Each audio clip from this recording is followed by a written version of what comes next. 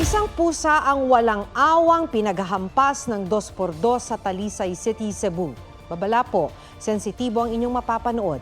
May report si Fe Marie Dumabok ng GMA Regional TV.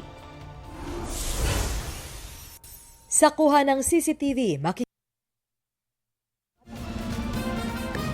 habang kumakain ng pusa, bigla na lang itong pinaghahampas ng tatay ng bata.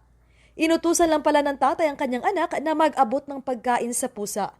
Bago niya ito hatawin ng 2x2. Namatay ang pusa.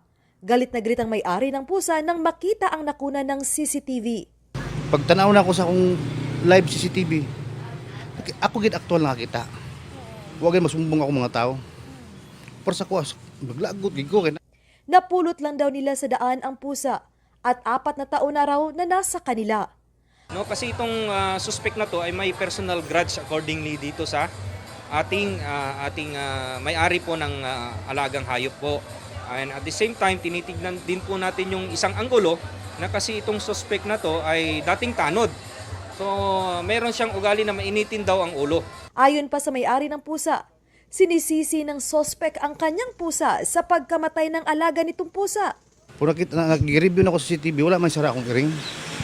Sinubukang kunan ng pahayag ang suspect pero wala ito sa kanilang bahay. Fe Marie Dumabok ng GMA Regional TV. Nagbabalita para sa GMA Integrated News.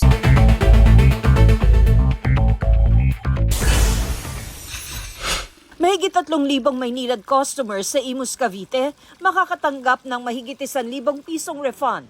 Multa yan ng MWSS sa Maynilad dahil sa mababang kalidad ng tubig gripo.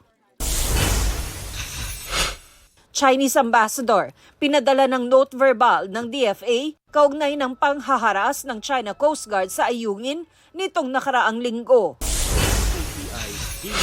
2.3 billion peso mega hemodialysis building itatayo sa National Kidney Transplant Institute. Magkakaroon nito ng hanggang 220 dialysis stations. Tina Panganiban Perez, nagbabalita para sa GMA Integrated News.